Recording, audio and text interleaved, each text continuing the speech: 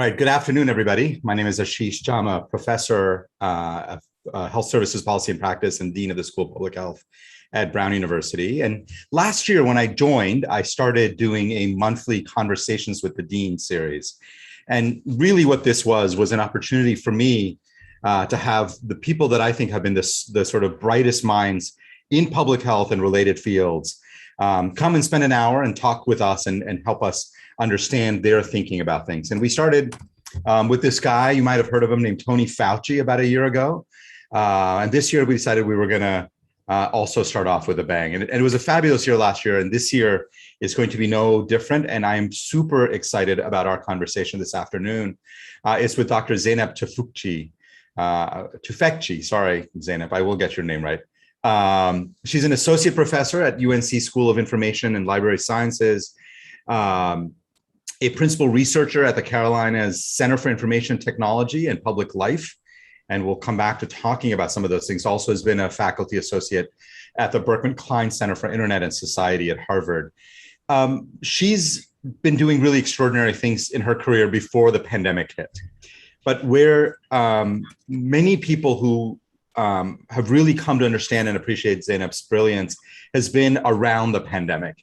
And I want to start this conversation to talking about the pandemic, but then I'm going to bring it back to a broader set of issues about the moment we're in, social media, information, the role of expertise and where expertise comes from. So lots of things to discuss. The only rules of the road are I want people to throw in questions into the Q&A or chat. I will try to grab them. I will mostly lead the discussion until about half hour through, and then I'll start pulling in some of the questions. But let me stop talking and welcome Dr. Zeynep Tufekci. Zeynep, thank you for being here. Thank you so much for the kind words. I feel like we should stop right now because I just can't live up to this. Oh my goodness, you are going to more than live up to it. But I do want to start at the beginning of this pandemic. So, and again, who knows what the beginning of this pandemic is, but and by the way, I'm going to come back later to talk about the origin issues, but we can come back to that just to keep it really light. But the thing that struck me, and when I think I really first became aware of you and your work, was around the fact that for much of February, March of 2020, all of the leading scientists, including Dr. Fauci, but certainly the CDC and others, were advising against wearing masks and saying that that wasn't an important part of controlling this disease outbreak. You were one of the first, actually in my mind, the first person that I know of, or I was aware of, who started talking about the importance of mask wearing way before everybody else did. I don't want to turn this conversation into a mask thing per se. I want to use that as a window into the broader conversation of what did you see early in the pandemic that made you think that this virus was spreading differently than what other experts were saying? Plus, you're not a virologist, you're not an immunologist, you're not an infectious disease doctor. What are you doing talking about these things? I know. So both of those questions, related questions. So thank you. So, I did go back a lot to masks when I talk about my pandemic work, because that's the first, as you say, that many people heard of me because I started arguing for them. But in some ways, there's like one incident before that I first started writing that might kind of help explain some of how and why maybe some of this was perhaps different. So I personally, of course, I'm not like a virologist or a medical doctor. I'm a social scientist, but I used to teach sociology of pandemics, and I think a lot about, complex systems, risk, all those things. So SARS was very interesting to me as a near miss. And as for someone like the other stuff I work in, like social media technology, misinformation, AI, safety, all of those things, one of the broad principles of such complex systems and how to make them safer is that you learn from near misses, right? Like that's what aviation does. You study near misses to like death, essentially, because especially if it's something like a rare event, like a plane crash, you don't get too many real live ones to study. So for me, SARS was almost pandemic, right? So I was always very, very interested in thinking through. So I wasn't completely unfamiliar. So fast forward a little bit, I was just doing my regular writing, and I have a single pandemic related writing in my years of pre-pandemic stuff, which is the Ebola scare when Craig Spencer, and I just told him yesterday that I only cared about pandemics because of him before. It's a joke, but I wrote a thing in 2004 where I said that the kind of way we're mishandling the Ebola crisis, and we're just panicking about it being here instead of understanding, what's going on at the source and not reacting there. I said, it's just showing that our global institutions aren't working for pandemic prevention, and we're going to be in trouble if we get hit with a real one. So these two things are like these need. I don't think Ebola was going to be a pandemic. It's just that I was just sort of surprised by how much panic there was around a patient in New York rather than what was going on. And so just fast forward from there to when we got the ProMed email, December 31st, 2019, January 1st, we all hear about it. If you had any awareness, unknown pneumonia, ununderstood pneumonia in China, your antenna just goes up, and mine did too, of course, like a lot of people.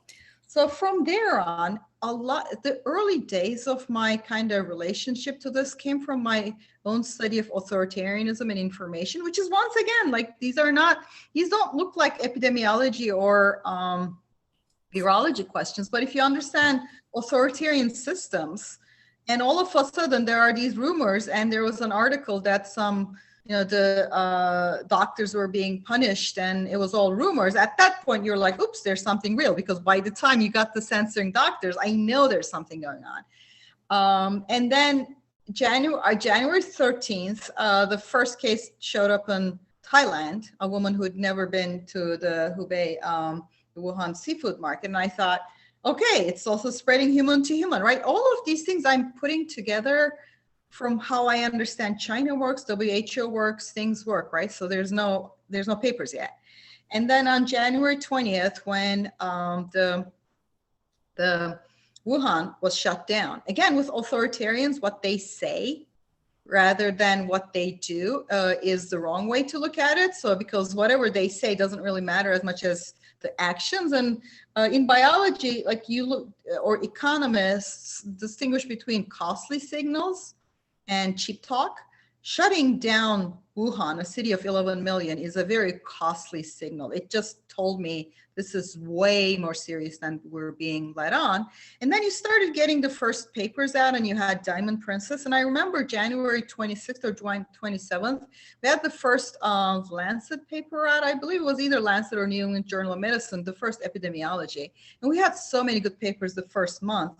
That said, atypical clinical presentation. They didn't all have fever. There was some gastro, there was this, there was that. Since I knew SARS, that we had that near miss, so this is going to go back to near miss. I knew the reason it was a near miss was that we could find people by taking their temperature. So the moment I realized January 27th, we can't even find people by just taking their temperature, I said, all right, we're going to have a pandemic, people. And then I had this weird out-of-body experience for the next month, because like I'm certain we're going to get a pandemic, but the world is going on. And I'm trying to convince people, like, we got to get ready. And I'm trying to convince my own social network. I'm trying to say, like, go get your medical, like, if you have a medical thing to do, you got to, go do it. Fill your prescriptions. Maybe we're going to need to work from home. And nobody's listening to me, of course. They're like, and I am not an anxious person by nature, right? So I'm not always into prepping for stuff. In fact, anything, I'm a protest researcher. I walk into tear gas, right? But it didn't really matter. So at the end of January, after enormous frustration and still seeing articles in New York Times, Washington Post, like very top places saying our response to this epidemic is worse than the virus. Everybody calm down. And like academics are planning conferences and preparing is seen as something crazy preppers do. And people have forgotten at the moment in February 2020, the alt-right was all over this. So it further discredited the notion because of the way we're polarized. If they're saying it, it must be wrong. So I wrote an article for the Scientific American because I owed them a blog post, right? I needed to write something for them. I said, how about I write about the pandemic that's headed our way? And my editor was really busy. He was having his first grandchild. He was like, all right, whatever. Like, he didn't even just pay attention to it because his first grandchild, why would he? So I got to just basically write an uncensored version of, we're going to get hit. This is what's going to happen. There's something called flattening the curve. And as far as I can tell, it's like the first traditional media article explaining flattening the curve, which is a basic concept, but nobody was doing it. So this is end of February. And I just tried, like, if you look at it with current eyes, it's very, very mundane stuff on how do you prepare for it. But at the time, it was like nobody was writing this. So I just wanted an article I could try to convince my own friends, my own academic friends, to stop planning conferences for April, stop traveling, like, especially like they were sending their elderly parents on cruises, this and that. So I wrote that. And at the time, Diamond Princess had happened. So it also made it pretty clear what was happening, how it was spreading. And in my February article, there was a line about masks. Like, there's not much masks now, don't worry about it. But, I had a list with, masks as one of the things to purchase. I had purchased masks on January 7th. I checked my Amazon thing because, like, I just didn't trust Chinese official statements, to be honest. And I thought, if we're going to get a pandemic anyway. So I got this enormous pushback from public health community saying, how dare you even link to a list with masks? Even though I had even link to what? A list that said you might get masks, even though I had completely at that point had been within the existing recommendation. And I was flabbergasted that they were mad, because it didn't even say go get masks. It just linked to a list that had masks as one of the things people need. Yep. And I remember thinking, what am I missing? So this is where the outsider perspective comes in, because I had not really believed or looked into why we weren't being recommended masks at that point. I had just attributed to the shortage. I said, there's a shortage, and they're going to get around to telling us to either, like, they're going to ramp up the supply, or there's, like, I was expecting any day for some sensible thing to come down. Instead, I got people with the right PhDs really mad at me, emailing me, telling me I was harming people. And I was a little scared. I'm like, I would like to understand how I'm harming people. Like, if we recommend masks, how are we harming people? At that point, it became clear the official line was that you don't know how to wear it. You're going to get a false sense of security. You should only wear it if you're sick. Now, even before we go into airborne transmission and all of that, sociologically speaking, every one of those is bunk. You can't, like, in the beginning of a fatal pandemic of unknown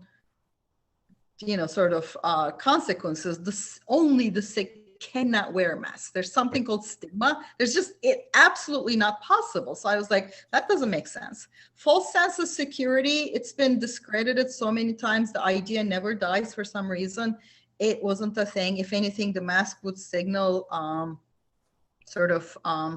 something's up. The idea that people couldn't be trained to wear masks, therefore they shouldn't wear masks, was nonsense. Like, we don't tell people, if you don't brush your teeth right, you should not bother.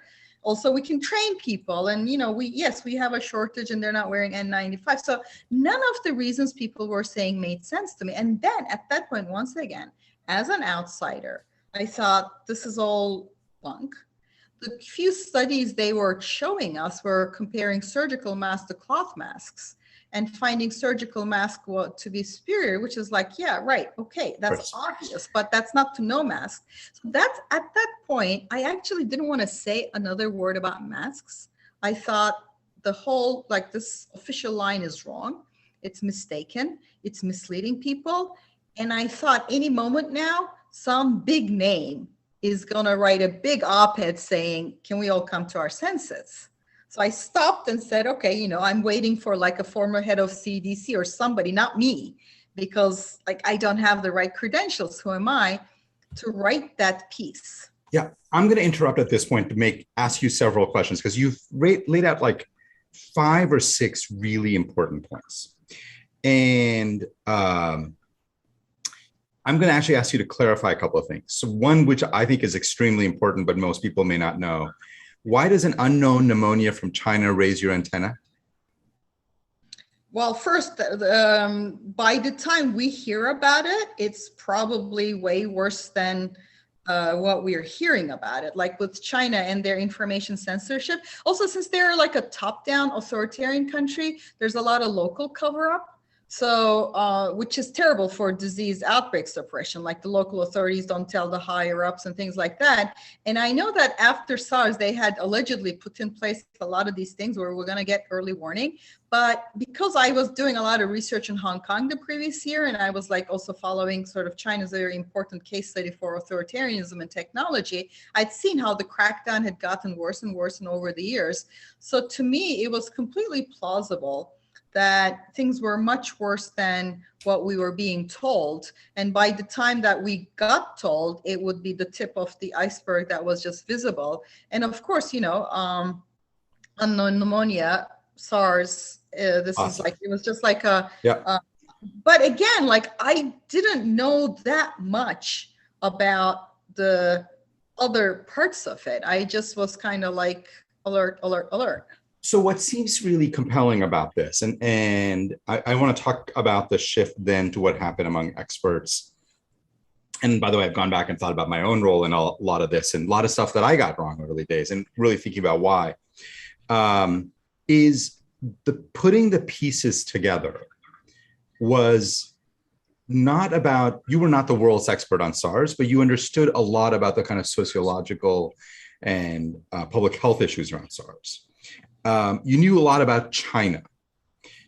They're probably greater China experts than you are. I don't see. This is the thing. Like, I don't know a lot about China, not at all. In fact, like there are genuine. Like, I don't speak Mandarin, I don't speak Cantonese, but I do understand authoritarianism in general. I'm originally from Turkey too, so being a Middle Eastern helps.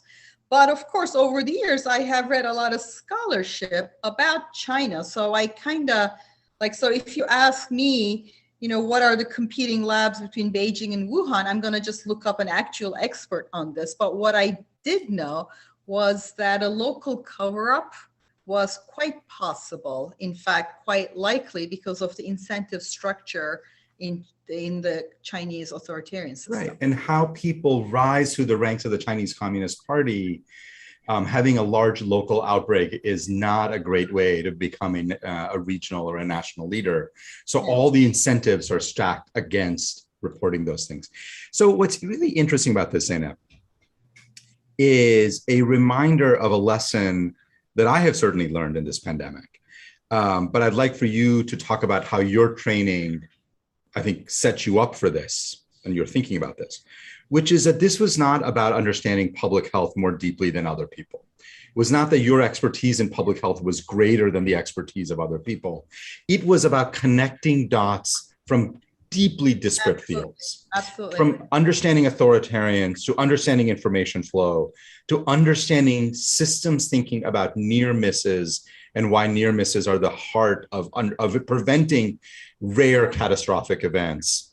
And understanding some about infectious disease, but like obviously I don't, like most people who are the experts around me, they have forgotten more before breakfast than I will ever know in my life, and that's very, very true. But I knew from SARS about like how the infectious period and the sort of symptomatic period coinciding or not was how crucial it was. Like with Ebola, if you have fever, you're sick and potentially contagious. If you don't, you're fine, right? I knew enough about sort of that part of the equation to plug it into the equation. But like I'm learning a lot about virus kinetics and stuff now, but I'm never going to be an expert in it. I'm just like, I'm like a layperson on those things like everybody else. Yeah, but so here's my question for you. Do you think that having deep expertise in one area, being a premier virologist or a premier infectious disease expert who largely thinks within that silo,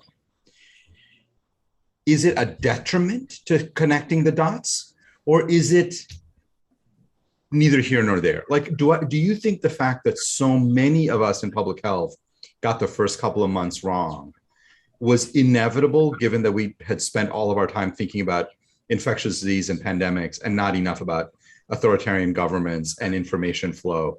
It's an honest question because it raises some important issues about who are the kind of people we want to be training and how do we want to be thinking about what expertise is. So kind of really interesting things. For one thing, of course, like a genuine virologist knows about the virology, right? Don't like, obviously, the kind of questions you'd ask a virologist, you should ask a virologist. This is like, I think it goes without saying. And I have enormous respect for that kind of deep expertise. We all like learn and benefit from it in immense ways. The problem, there's a couple of problems here. One of the problems is the academic incentives. Academics are genuinely very curious people usually. Like we like to learn a million things about a million things. But what we do is the incentive structure really doesn't reward curiosity outside your own field. And within your field, what is really rewarded is doing one more tiny little thing in your tiny little corner of the world. So if that's what you've been trained to do, and that's what you're incentivized to do, and then you're just like doing one little thing, you don't get enough practice trying to connect this dot with this dot with that dot, which is kind of thinking. So I'm not really saying, like, for example, I'm not saying that, virologists can't have very good opinions about all of this. They can, just the way I have ways of connecting dots in fields. But what needs to happen is, and I have like, I think the most complaints is about my, and I have a lot of friends who are medical doctors. Medical doctors often think they understand how societies and systems work rather than realizing they interact with people in a very prescribed manner in a very, very unique time in people's life when you're sick and that person is authority and they have that kind of special license and knowledge, which doesn't really translate into public health thinking as much. So it's not that like, so I think like we don't incentivize and give people enough practice to think in society-wide ways. And a pandemic necessarily, right, like any big problem, is a society-wide question. So it's not that like what's wrong isn't that they're very, very good in their own field.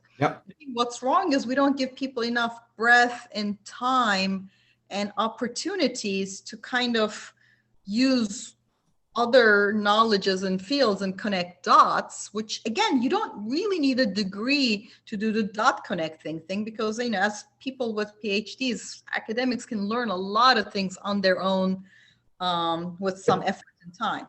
But to some extent, academia, and I've spent my whole life in it, disincentivizes dot connecting across silos. Absolutely. Right? And so if you get out of the habit of connecting dots outside of silos, it's much, much harder to do it when you need to do it desperately.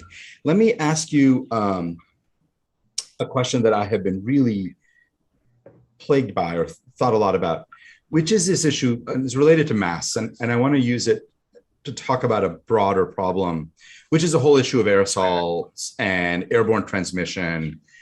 Even now, and you and I had a little Twitter exchange about this a couple of days ago, even now, WHO talking about how to keep schools safe and talking mostly about wiping down surfaces and wearing a mask if you can't socially distance. Still the mental model of this virus is largely spreading through droplets and through surfaces. We are 18, 19, 20 months into this pandemic. Right. The science on how this virus spreads is extremely clear and has been for 16 plus 17 months, right? Why is it so hard for smart, good-hearted, well-intentioned people why do we keep making the same mistakes over and over again in the scientific world? So this is a very, very good question because this is the one that's really bothering me because we've all read things like in social sciences, Kuhn's paradigm shift, sciences, and I would have thought it was exaggerated, the sort of paradigm shift and everybody being kind of too ideological to see what's in front of their nose. I don't, have you watched, there's an HBO documentary about Diamond Princess. It's very interesting. No, I have not. You should, because it's not too long and it's just chronicling like whatever they could put together about the Diamond Princess experience. So the ship's doctor had figured by February 9th that it was spreading pre-symptomatically and that it was airborne.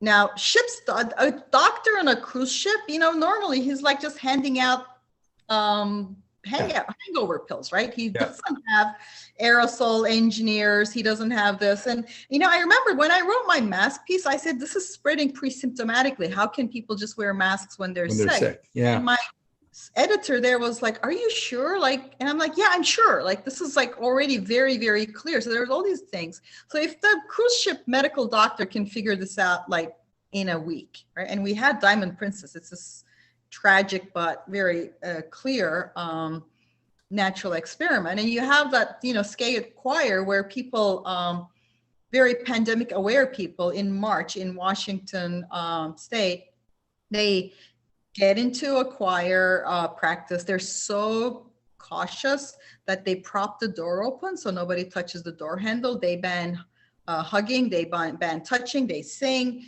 and 90% of them get infected. And we had people, experts into this year saying maybe they share snacks. I'm kind of like the kind of contortions you have to go through. I'm never going to criticize flat earthers. So the thing I'm saying here is being an outsider, right?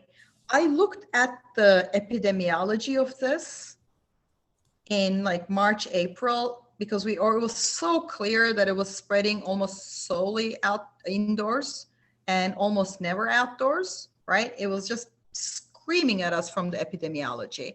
Looking at Diamond Princess, looking at the epidemiology of SARS, I just thought there's no other causal explanation that will give you what we're observing in the world. And at that point, I didn't know, I've learned a lot about aerosols since. I didn't know that much that I've learned since, but I was just looking simply at the epi and I was like, there's no other framework that can explain the world. And if you cannot, this is the core of science to me, is if at some point you can no longer explain the world with what you got and you got a very sort of coherent, sensible theory that explains what you're seeing, you're supposed to switch, right? You're supposed to say, because otherwise, I've been saying this for 16 months now. I've been asking the droplet people to say, please tell me how your theory explains the world. I'm not against your theory. You just have to give me, you can't just say blah, blah, blah, it's not this. You have to give me a framework. And I haven't seen a single piece that says, and then shocked at this, I started looking at the literature thinking I must be missing something. Where's the paper showing droplet, how it works? Because I wanted to kind of put myself on some better footing and I couldn't find any. There's nothing. And then I started meeting with aerosol engineers. Now I'm co-author on one Lancet and one Science review. It's kind of funny. I've become very much into, because I bring the epi side into it, to this paper, because I know it very well. I know all the cases. I know the examples. So I think there's a very important failure of WHO especially. And to this day, they still don't say the word airborne because they have preconceptions about what that will mean in the healthcare workers' mind. I'm kind of healthcare workers are a trained group. We can explain to them what it does and does not mean. And airborne is the word that will communicate with the broad population. They still won't use the term because I don't know what their sort of psychological stuck thing is. And so I think it's going to be studied as this incredible case study in Kuhnian paradigm shift in science, where the whole field digs in way beyond any evidentiary. There's no evidentiary argument left around April 2020. It's clear as day. So that's going to be a sociological case study, because I think the science of it is, I can explain it to almost anyone now, whereas the sociology of it is really fascinating in terms of why we got it wrong. Yeah. So let me shift gears a little bit to talking about the issue of science. I'm going to be careful about saying this, but I'll just say what came to my head, and then I don't know if I'm being science as dogma versus science as process. Right. And one of the places where it was interesting. So back in late December of this past year, early January, I wrote an op-ed with my colleague Bob Wachter. You know this because you had been writing similar things, saying give first doses first and delay the second dose, which in retrospect, I feel even clearer would have saved a lot of lives. It's the biggest mistake of the pandemic, if you ask me, that we did not aggressively try dose sparing in the alpha wave. Tens of thousands of people whose lives would have been saved. I think the number is going to be in hundreds of thousands. Might be hundreds of thousands. Yeah. But what was interesting was the pushback from very close colleagues who basically called me anti-science. And I want you to imagine what I got. Oh, I get it. And, and my take is I am like dyed in the wool, like classic. I've spent my whole life in public health, the dean of a public health school. Like I'm the insider, right? You're the outsider, Zeynep. I am the insider. But what's interesting to me about the pushback was that it struck me, and I want you to keep your sociologist hat on for a second on this, and help us understand where look, we all agree that the science denialism, the nonsense that came out of a lot of the Republican, primarily Donald Trump and a lot of his followers, has led to this push of follow the science. But I worry I'm all for follow the science. Like I couldn't be more like on the side of science if I tried. Yeah, right. Totally. But it has become something more than follow the scientific method. It's become a talisman. It's sociologically, it is a talisman. Like so the thing about the dose sparing thing that's driving me nuts right now is that I wrote an op-ed with Michael Mina basically saying we should do a trial on how long we can extend the doses. And I'm sorry, but with all due respect to all the actual experts there's a reason we don't have any vaccines with 3-week intervals, because that's too short. Like this is not some secret thing I made up, right? I searched every single vaccine interval. Only Japanese encephalitis is allowed, but everything else is minimum 4 weeks, and everybody knows what the process is, affinity maturation. We know this, right? And we also could tell why Pfizer had done 3 weeks. It was completely defensible. They wanted to speed up the trials, which is, I'm for that too. So just sort of extending it to 6 weeks, 8 weeks, clearly, so people are going to model this eventually, especially with that alpha wave globally. I mean, I feel like we could have had first doses globally to everybody over 50.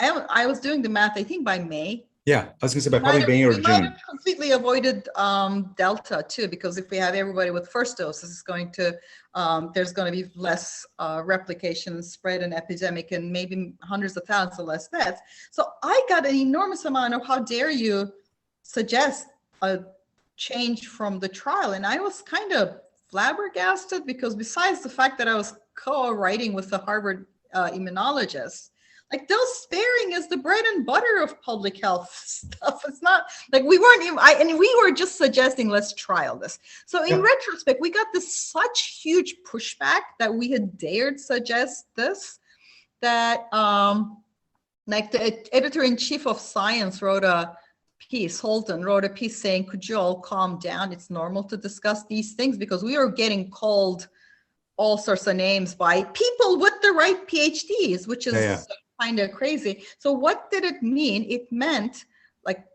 we didn't do it. It wasn't done globally. UK and Canada did it and clearly saved many lives there, right? So it wasn't a problem when it was done. And now, all of a sudden, everybody's like, yeah, Pfizer's 3 weeks is pretty too short. All of a sudden, it's become normal to say it. And I'm kind of like, wait, what happened that when we said this, 10 months ago, it was abandoning science, whereas right now, everybody says it without thinking about it, because it is so obviously true.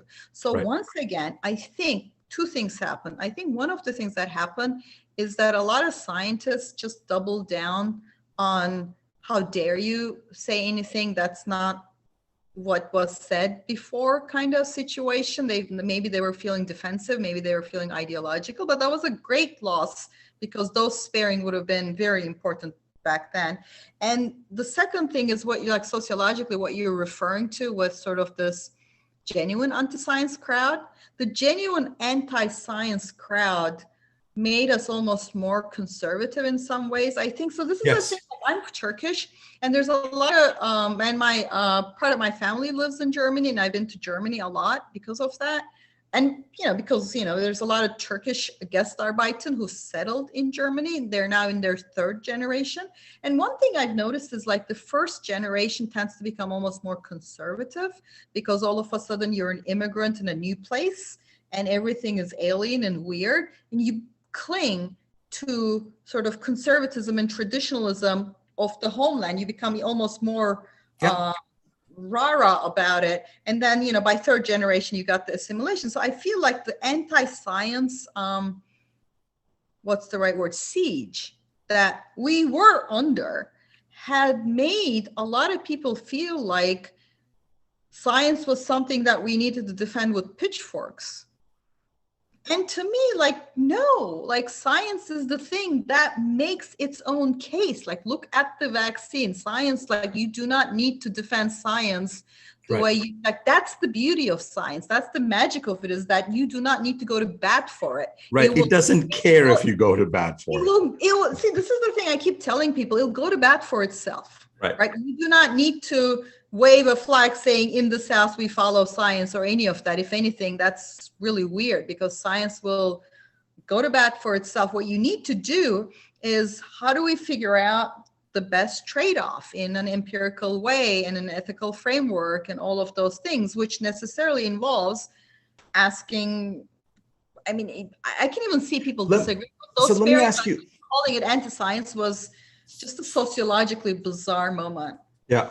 Well, so let me ask you, is there a historical context for this?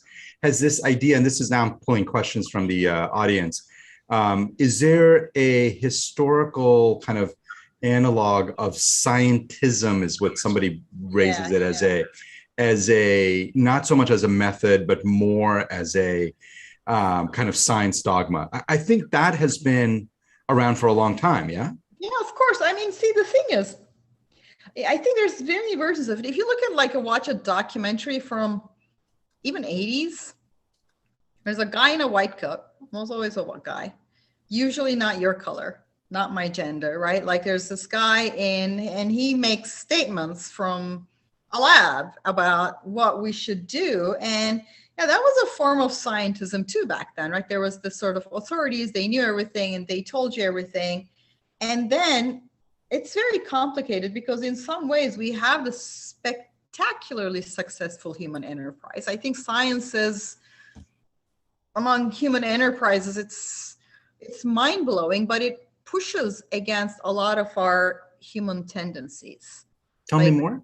Well, you got to go against your group. You got to go against your tribe at times. You got to challenge people. So if you sort of see, if you sit at a math or physics seminar or a job interview, you think they hate the person, right? Because everybody asks these really sharp questions. There's when you do it right, it is almost aggressive.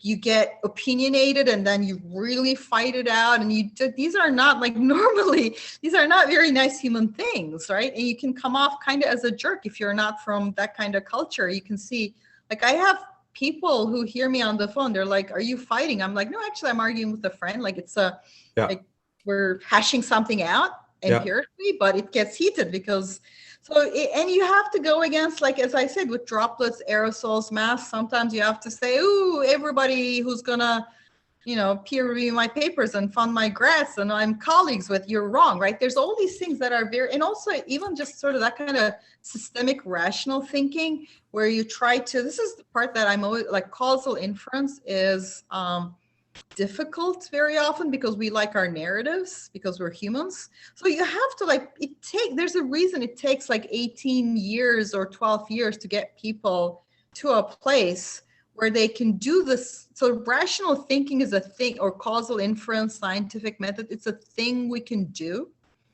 but it's hard in many ways.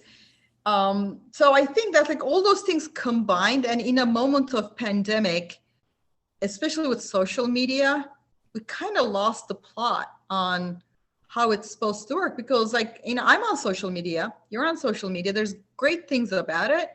But if you think of something like some of the most tendentious debates we had, a lot of the very high level experts on the topic are not on social media, right? There's a lot of great stuff on social media, but it is a distorted picture. That's why I'm really glad you were there.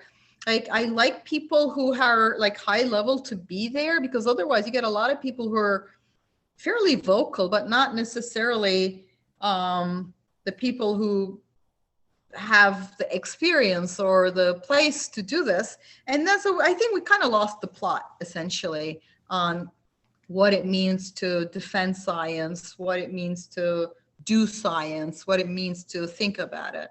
Yeah. All right. I'm going to ask you a couple more questions coming in from the audience. These are really fabulous. What's that? I'm looking at the questions too. They're great.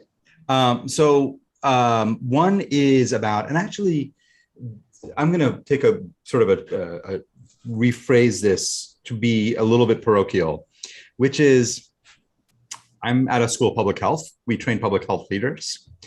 And I'm worried about whether we're doing it right or not. And particularly around the conversation you and I have been having about the need for generalism on some level, the need to be able to connect dots across fields.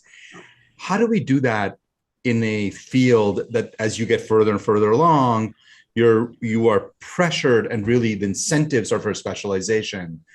How would you recommend that we think about getting people to do systems thinking, getting people to understand complexity, and to be wide enough read to understand that authoritarian governments function in certain ways? Yeah. So if it was an unknown pneumonia from Germany, that means very different things than unknown pneumonia from China. Of course, yeah, of course. And how do we get people how do we train people in all of that stuff?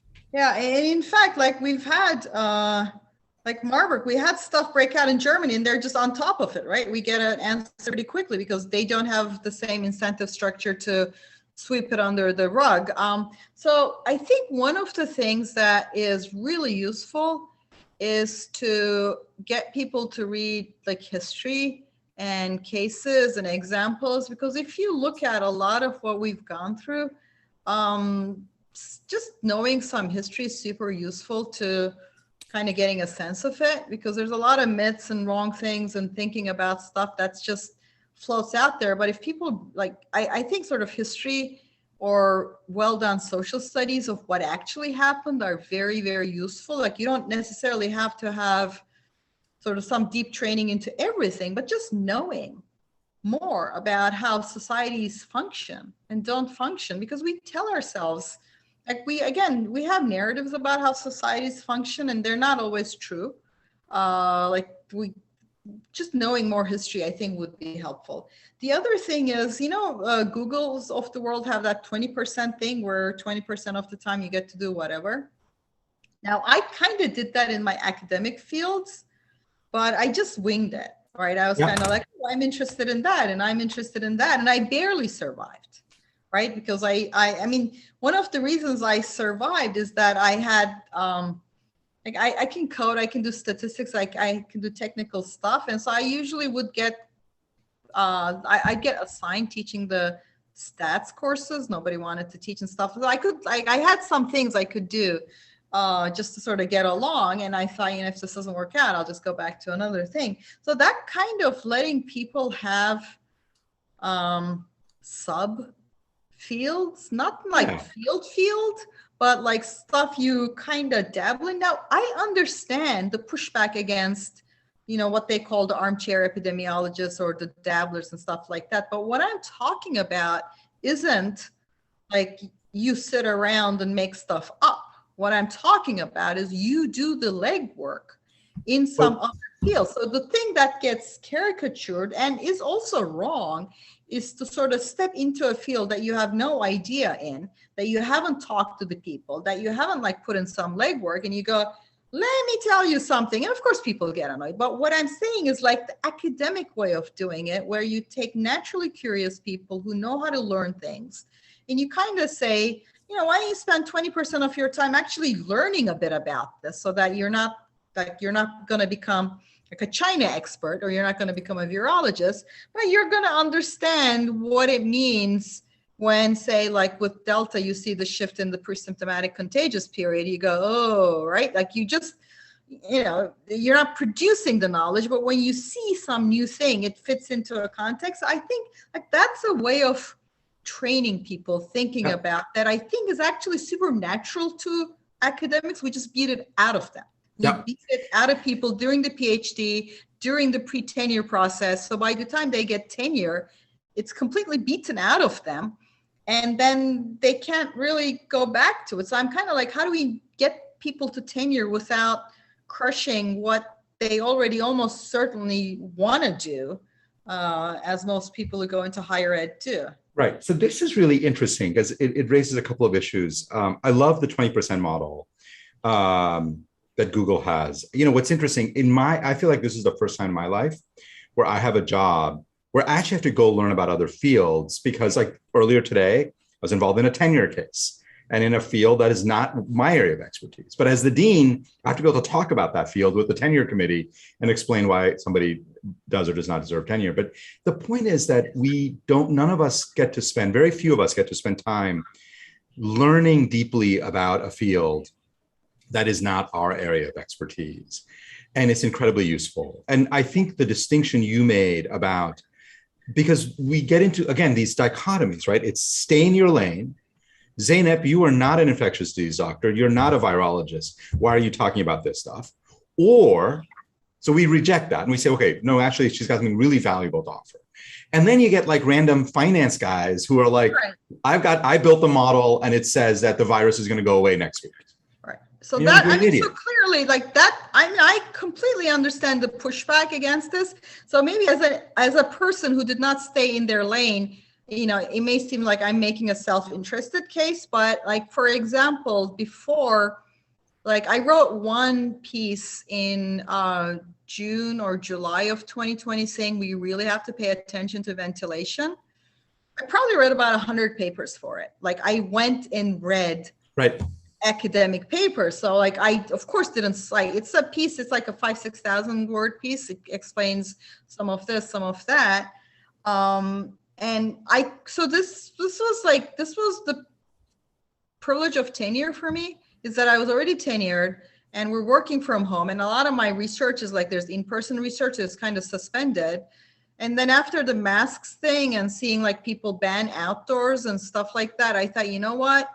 I have tenure. I can read these papers. I'm going to sit down and read these papers and I'm going to write like for the public. I wrote one on overdispersion and I wrote all of those things. Yeah. But like, yes, I'm not staying in my lane and I understand the other pushback, but honestly, I think this kind of lane swerving works to the degree that you're willing to put in the legwork to not, and then I check it with people. I go and try to ask tons of people saying, what am I missing? What am I missing? What am I missing? So I try to sort of create that observational place. In fact, at some point I was even paying people to take down my posts. I was like saying, if you can take down my posts in a convincing way, I'll pay you. I'll still do it. Like I would want, like if somebody wrote a really good case of droplets, I would pay for that because I think that would be a good way to sharpen our thinking. So this is the part I want. Like I don't want the random finance guy who hasn't read a infectious disease paper in his or her life to come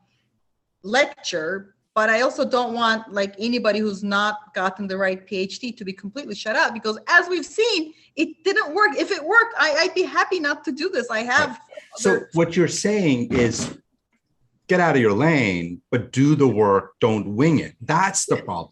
Yeah, it's not the lane problem. It's the winging it problem.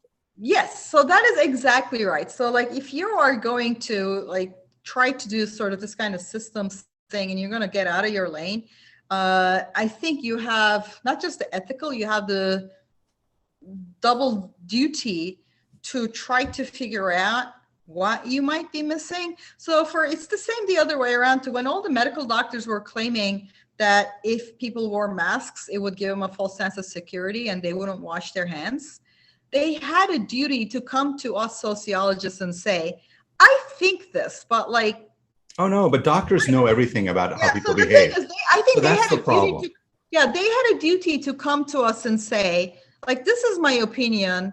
Has anybody ever worked on this? And I could have given them, and I tried, actually. I would have been like, yes, here's 53 citations on why this is, here's the, I would have done like, and all of us would have done, and we tried to make it easy for them to check whether their lane swerving was justified or not. So I think the other kind is on me too. Like if I'm going to make a opinion about, like if I'm going to write a piece on aerosols or dose sparing, it's on me and the people who check me and the people around me to put in the work to say, okay, you're connecting this with that, and here's stuff you might be missing. And here's why you may be wrong or you may be right. Absolutely. But the key point, I want to get one more idea in from you, and actually two more quick questions before we wrap up. But the key point here that I think people have not understood is there's no substitute for just hard work. No. For me, I have to publicly comment on a broad range of topics. Right. And the question is, how do I say something on immunology that an immunologist can listen to and say, that's right? And how do I talk about schools in a way that somebody who really understands? And a lot of it is hard work. Like there's just no substitute for it. You don't read a headline and say, that sounds right, I'll just echo that. I mean, you can, and then you're going to get it wrong a lot. So let me ask you this though, because this has come up now, and there are a couple of folks who've asked this question, which is the issue of public communication. And one of the failures of this pandemic has been the very fragmented communication space and the inability, lack of interest, whatever you want to say, of trusted public health voices, whether it's government or others, to communicate effectively to people in a way that moves people. That is within the range of sociologists. Tell me how you thought about it. So this is the big gap. So the thing is, we still don't have it. Like I was telling somebody, like ideally, I would be out of a job writing about the pandemic right about now. We would have somebody who would have, I don't know, twice a week, 3 times a week, twice a week is enough, press conference. You know, it would be, I don't know, if it's going to be Dr. Wolanski, that's fine. If it's going to be Dr. Fauci, fine. I don't really have a preference of where we should be. They would be there with a bunch of like the area experts behind them. And they would say, here's what you need to know this week. And if there's something got a little too technical, she could turn around and say, what did we find in that, Provincetown thing? And then somebody like could say, oh, this was that. And then we'd all turn off Twitter and whatever, or the newspaper, and that would be that for the week. The fact that we don't yet have it, I think, is a major public communication failure. I think like I have enormous sympathy for what this administration inherited. But the one thing I'm still critical of them is that we still don't get this regular comprehensive communication for them. Like I want it on a schedule. I want it to be the Tuesday one, the Thursday one, whatever it's going to be. I want it to be predictable. I want it to cover all the bases, and I want it to completely, what's the right word? Make all of us, most of us, irrelevant. Absolutely. Yeah, because that's the way because CDC's job for me is to do that synthesis and tell us what we need to know, rather than a bunch of us trying to follow experts on Twitter or writing op-eds or anything or trying to follow it from the newspaper. Yeah. And that their pandemic is a communication emergency as much as the medical emergency is from a CDC document. And I think they should blow that up, frame that, and say, we doing this right? And maybe start again on that part, particularly the communication. Yeah, and it's really interesting to think about how, and this is maybe my last question for you, is our federal agencies, our state agencies, even watching how the FDA is handling the booster shot, that right now it's going to deal with Pfizer. It has nothing to say about Moderna or J&J. And it is going to cause massive amounts of confusion. And you know that like people are not going to be like, oh, I got the Moderna, I'll just wait. And Yeah, of course not. but the problem is there's been a major disconnect between the way our federal agencies, our government agencies are structured, what they're allowed to do or what they think they're allowed to do. Versus even the communication from the White House, they do it when there's breaking news, when they have something new to update, as opposed to this regular sense of communication. So also, they're not geared for public health. They're geared for medical stuff. So they're not geared for, because the booster question is as much as a public health question as a medical question. Yeah. So like the J&J people are left hanging because J&J hasn't applied with, because in a way that suits J&J. Yeah. So like if anybody is justified right now, it's clearly the J&J people. Instead, we're going to third booster to Pfizer people first. Like it doesn't really make sense. And it's kind of crazy to me that there's no authority that says, wait, what are we doing here? Right. Because we have no unifying ability outside of the White House, which is often seen. You need that meta level to say, yes, thank you, Pfizer, for your application, but could we, like, somebody deal with the Pfizer data, even if, you know, J&J data, even if J&J hasn't applied. And I was in a mailing list of very educated people, and somebody suggested getting a booster to calm anxiety, because some people are anxious because they don't trust what they're hearing from the administration. And somebody literally said, well, maybe you should just get a booster, it'll help with your anxiety. And I was like, what a public health disaster, where people feel afraid. They don't trust what they're being told. They're going back to work, and So it's almost 4:00, and let me just wrap up by making a comment, and then I'd love to see if you have any kind of final thoughts. You know, this pandemic has been seen as a public health crisis. It's been responded to as a medical crisis, but it's really a society-wide crisis. Yeah. And so even public health doesn't have the answers. It has some set of answers. And of course, clinical medicine has some set of answers. Of course. But we have treated this as a medical emergency. It's not even a public health emergency. It's a really society-wide.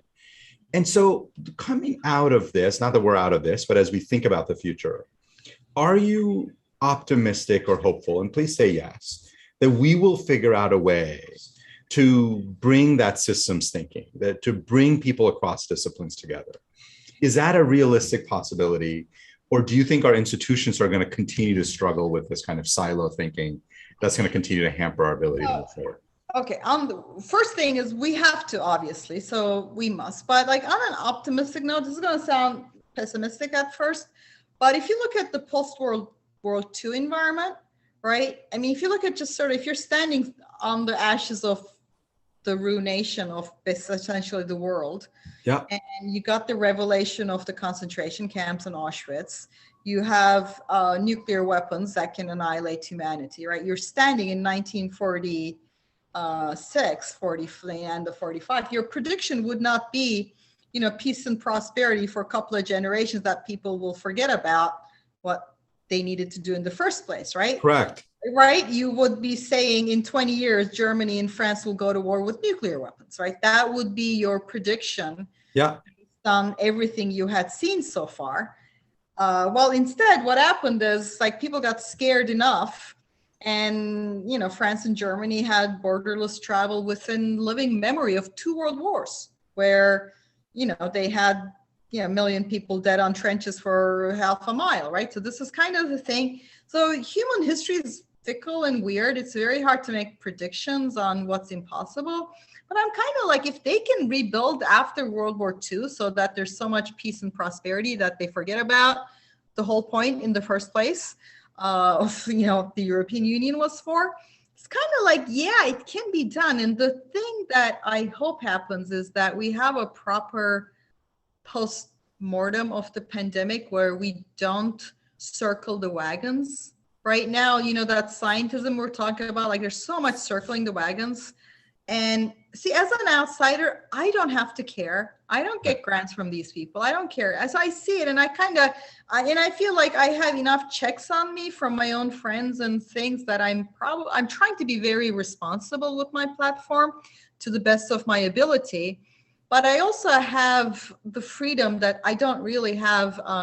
This is not my career on the line, and even if it was, I would. But like this, what other time to take a risk with your career, right? Right. Like, so I feel like I'm going to just sort of try to, as responsibly as I can, call for not circling the wagons and analyzing. What I get told is like, if you say this, the anti-science people will jump on it, Trumpians will jump on it. I'm kind of like, you know what, if you don't fix it, you're actually giving them more material.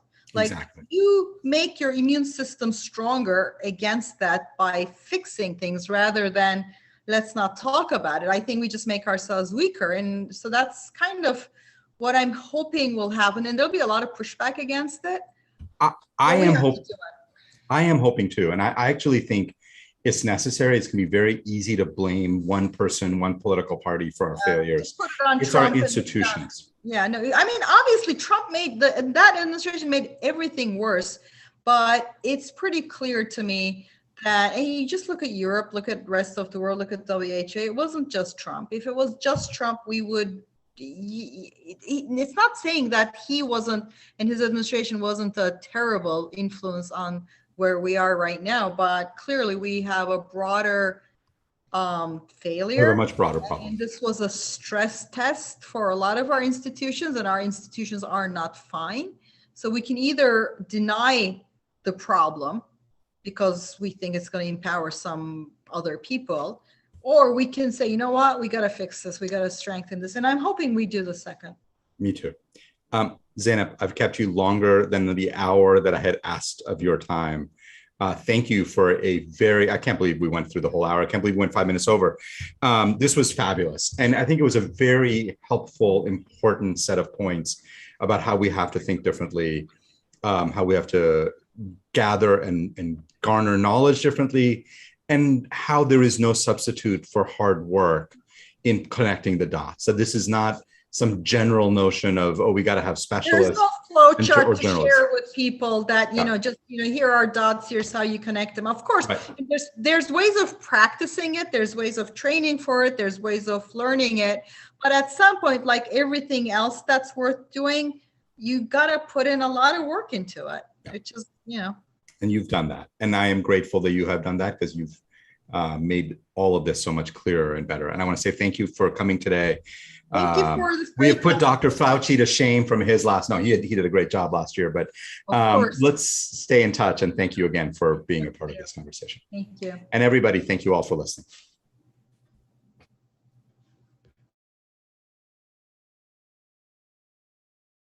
We are done. Thank you.